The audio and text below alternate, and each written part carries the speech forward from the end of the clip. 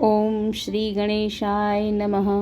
જય શ્રી કૃષ્ણ મિત્રો, આપ સૌનું અમારી ચેનલ જય દ્વારકાધીશ મારો ઠાકર પર ખૂબ ખૂબ હાર્દિક સ્વાગત છે. તો ચાલો મિત્રો, આજે આપણે ભક્તિ અને શ્રદ્ધા સાથે સાંભળીએ એવ્રત જીવ્રત વ્રતની પવિત્ર કથા અને જાણીશું આ વ્રતનું મહત્ત્વ તથા પૂજા કરવાની સંપૂર્ણ વિધિ. મિત્રો, તો ચાલો હવે જાણીએ એવ્રત જીવ્રત વ્રતના મહત્ત્વ વિશે. એવ્રત જીવ્રત વ્રત શ્રદ્ધા, ભક્તિ અને માતાજીના પ્રત્યેની અતૂટ આસ્થાનું પવિત્ર વ્રત માનવામાં આવે છે. આ વ્રત ભક્તિભાવપૂર્વક કરવાથી માતાજીની કૃપા પ્રાપ્ત થાય છે અને પરિવારમાં સુખ, શાંતિ તથા સમૃદ્ધિ જળવાઈ રહે એવી માન્યતા માનવામાં આવે છે.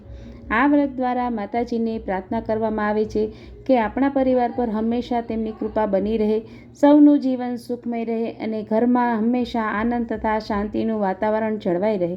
મિત્રો, કોઈ પણ પ્રકારનું વ્રતનું સાચું મહત્ત્વ હંમેશા ઉપવાસ કે પૂજા કરવામાં નથી, પરંતુ તેની પાછળ રહેલી શ્રદ્ધા, નિયમ, સદ્ભાવના અને માતાજીના પ્રત્યેની સાચી ભક્તિમાં છે.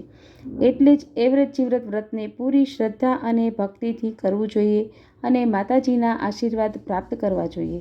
આપણા હિન્દુ ધર્મમાં, ખાસ કરીને ગુજરાતમાં, અખંડ સૌભાગ્ય, પતિના દીર્ઘાયુ અને સંતાન સુખ માટે કરવામાં આવતું ખૂબ જ પવિત્ર અને મહત્ત્વનું વ્રત છે.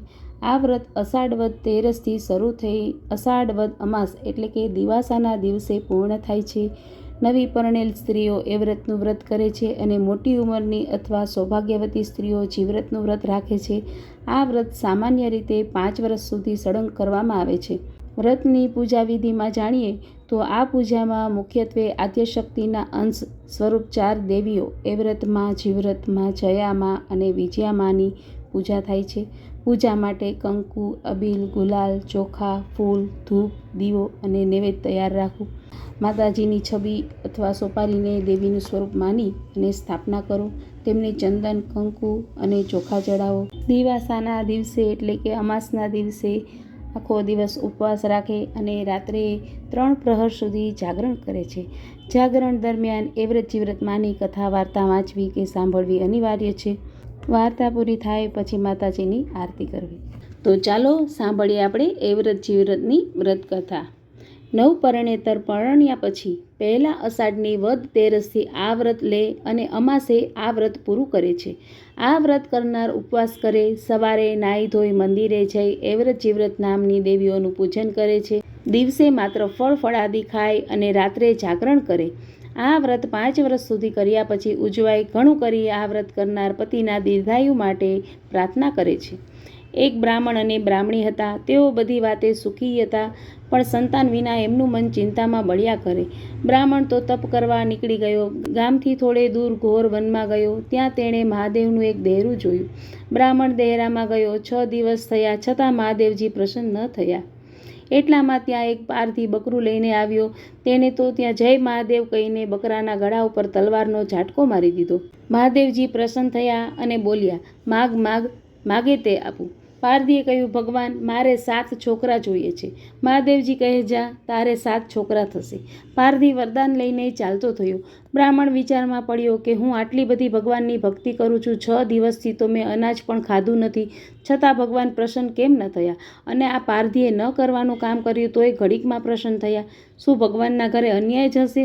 એણે તો મહાદેવજીની પિંડી ઉપર માથું પછાડી મરી જવાનો નિશ્ચય કર્યો. બ્રાહ્મણ જેવું માથું પછાડવા જાય છે તેવા જ મહાદેવજી પ્રગટ થયા અને કહ્યું કે, હે બ્રાહ્મણ, આપઘાત શીદને કરે છે, જોઈએ તે માગ. બ્રાહ્મણ બોલ્યો, પ્રભુ, હું નિત્ય તમારી સેવા કરું છું, છતાં મારે ઘરે પારણું નહીં. અને પેલા પારધીને એક ઘડીમાં 7 છોકરા. ભગવાને બ્રાહ્મણને શાંત કર્યો અને કહ્યું, જો પેલો છાણનો પોદરો કેટલા કીડાખત બધે છે. પારધીને 7 છોકરા આપ્યા, પણ એવા જાણજે, જા, તારે 1 છોકરો થશે. છોકરાને પૂરું ભણાવજે, ભણી રહ્યા પહેલાં ભણાવીશ નહીં.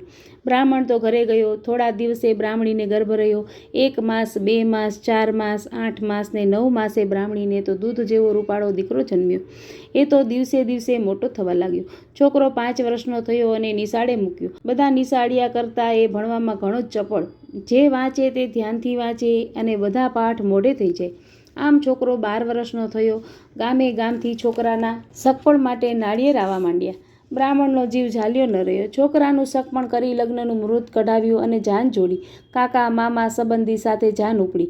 છોકરાને પરણાવી જાન પાછી વળી. ત્યાં તો અષાઢ માસની અમાસ, અંધારી રાત અને વાદળા ચડ્યા. વીજળી ઝબૂકવા લાગી. જોતજોતામાં મેઘ મુસળધાર તૂટી પડ્યો. વરસાદના પાણીમાં બળદ થંભી ગયા. ગાડા ચાલતા બંધ પડ્યા. બધા નીચે ઉતરીને ચાલવા માંડ્યા. એવામાં ઓચિંતાનો વરના પગે સાપે ડંખ દીધો. વર તો ઓ બાપ રે કહી કારમી ચીસ નાખી ધરતી પર ઢળી પડ્યો. બધા થંભી ગયા. વીજળીના ઝબકારે જુએ છે તો મોટો કાળોતરો નાગ સડસડાટ ચાલ્યો જાય છે. થોડી વારમાં વરનું શરીર લીલુંછમ થઈ ગયું. આંખો ફાટી ગઈ, મોઢે ફીણ આવ્યા અને દેહમાંથી પ્રાણ પંખેરું ઉડી ગયું. બધાએ વિચાર કર્યો કે જે થનાર હતું તે થયું, પણ હવે શું કરવું? જો આપણે અહીં બહુ વાર રહીશું તો જીવથી જઈશું. સબની કાલે સવારે આવીને વ્યવસ્થા કરીશું, એમ કહી બધા ચાલતા થયા. છોકરાના મા બાપ પણ રડતા રડતા ચાલતા થયા. વહુને ઘણી ઘણી વિનવણી કરી, પણ વહુ એકની બે ન થઈ. એ તો પોતાના પતિનું માથું ખોડામાં લઈને ભયાનક વનમાં વરસતા વરસાદમાં ભીંજાતી એકલી બેઠી. એણે વિચાર કર્યો કે મારા જીવનો તો ભય નથી, પણ મારા પતિના શબને વાઘ દીપડા ખેંચી જશે તો અવગતિ થશે. એને તો શબને ખંભે ઉપાડ્યું અને પડતી આખડતી ચાલવા માંડી. ત્યાં એકાએક વીજળીનો ઝબકારો થયો. તેના અજવાસમાં છેટે છેટે એક દેહરું દેખાયું. વહુ શબને લઈને દેહરામાં પેઠી, અંદરથી સાંકળ ભીડી. મધરાત થઈને એવ્રતમાં આવ્યા. જુએ છે તો દેહરું બંધ અને અંદરથી સાંકળ ભીડેલી. એવ્રતમાં બોલ્યા કે મારા દેહરામાં કોણ છે? ભૂત છે, પ્રેત છે, પિચાસ છે? વહુનું કાળજું કંપી ઉઠ્યું. ધ્રુજતા ધ્રુજતા કમાડ ઉઘાડ્યા. એવ્રતમાને જોતા જ વહુ બોલી, માતાજી ખમા કરો, હું ભૂત નથી, પ્રેત નથી, દુખિયારી સ્ત્રી છું. દુઃખની મારી તમારે આશરે આવી છું. પરણીને આવતા મારા સ્વામીને સાપે ડસ્યો છે. માતાજી મારા સ્વામીને જીવતા કરો. બોલતા બોલતા વહુનો કંઠ રૂંધાઈ ગયો. એવ્રતમાં બોલ્યા, તારા ધણીને જીવતો કરું, પણ મારું કયું કરીશ? વહુ બોલી, હા, તમે જે કહેશો તે કરીશ. એટલું કહેતા માં તો સબે પાછું ફેરવ્યું. બીજો પહોર થયો અને જીવ્રતમાં આવ્યા. દેહરાના કમાડ બંધ જોઈને પૂછ્યું, મારા દેહરામાં કોણ છે? ભૂત છે, પ્રેત છે? કમાડ ઉઘાડ, નહીં તો બાળીને ખાક કરીશ. વહુએ કમાડ ઉઘાડ્યું. જુએ છે તો જીવ્રતમાં. વહુ બોલી, હું ભૂત નથી, પ્રેત નથી, દુખિયારી સ્ત્રી છું. મારા સ્વામીના શબનું રખવાડું કરું છું. માતાજી મારા સ્વામીને સજીવન કરો. જીવ્રતમાં બોલ્યા, તારા સ્વામીને જીવતો કરું, પણ મારું કયું કરીશ? હા માં, તમે જે કહેશો એ કરીશ. એટલું કહેતામાં તો સબે બીજું પાછું ફેરવ્યું. ત્રીજો પહોર થયો અને જયામાં આવ્યા. એમણે પણ દેહરું બંધ જોઈને પૂછ્યું કે મારા દેહરામાં કોણ છે? કમાડ ઉઘાડ, નહીં તો બાળીને ખાક કરીશ. વહુએ કમાડ ઉઘાડ્યું. જયામાં જુએ છે તો એક શબ પડેલું. વહુએ જયામાં આગળ પોતાના પતિને જીવતો કરવાની વિનવણી કરી. જયામાં બોલ્યા, તારા સ્વામીને સજીવન કરું, પણ મારું કયું કરીશ? વહુએ કહ્યું, માડી તમારો એક એક બોલ પાડીશ. એટલું કહેતામાં તો સબમાં શ્વાસ ચાલતો થયો. ચોથો પહોર આવ્યો અને વિજયામાં આવ્યા. એમણે દેહરું બંધ જોયું. એમણે પણ કમાડ ઉઘાડવા કહ્યું. વહુએ કમાડ ઉઘાડ્યું અને વિજયામાને પણ તેમના કહ્યા પ્રમાણે કરવાનું વચન આપ્યું. વિજયામાએ પાણી ભરીને મૃતદેહ પર અંજલિ છાંટી. ત્યાં તો વરરાજા સજીવન થયા. વહુ તો હરખમાં ગાંડી ઘેલી બની ગઈ. વરે પૂછ્યું, આપણે અહીં ક્યાંથી? મને ભૂખ લાગી છે, તરસ લાગી છે. વહુએ પાણી પાયું અને દોડતી વનફળ લઈને આવી.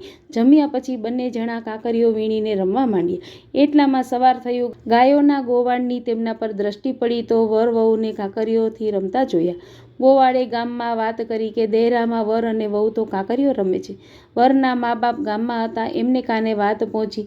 બ્રાહ્મણ તો રોકકળ મૂકીને દેહરામાં આવ્યો. આવીને જુએ છે તો પોતાનો દીકરો સજીવન દીઠો. જાનના બધા માણસો ત્યાં આવી પહોંચ્યા અને વર વહુને વેલમાં બેસાડી બળદ છોડ્યા. ઢોલ વાગતા થયા અને જાન ઉપડી વર કન્યા ઘરે આવ્યા. તેમની માએ વધાવી લીધા. વર વહુ તો આનંદમાં રહેવા લાગ્યા. થોડા દાડા વીત્યા ત્યાં તો વહુને છોકરો જન્મ્યો. કેવો રૂપાળો છોકરો, જાણે ગુલાબનું ફૂલ. મધરાત થઈને એવ્રતમાં આવ્યા. તેમણે પૂછ્યું, વહુ ઊંઘે છે કે જાગે છે?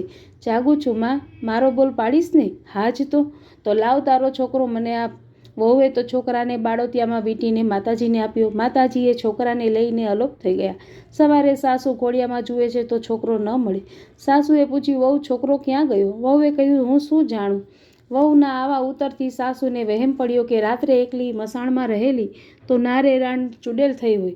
સાસુએ ફરી પૂછ્યું, વહુ છોકરો ક્યાં ગયો? રાણ ખાઈ તો નથી ગઈ ને? ગામમાં હાહાકાર વર્તાયો.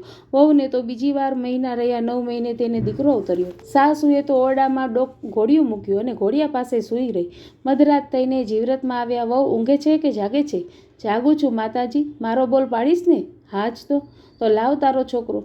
માજી, છોકરો તો મારી સાસુ પાસે છે, તું આપે છે તો ખરી ને? હા તો લાવ બાળોતિયું. વહુએ તો બાળોતિયું આપ્યું. સાસુ તો ઊંઘતી રહીને જીવ્રતમાં છોકરાને લઈને અલોપ થઈ ગયા.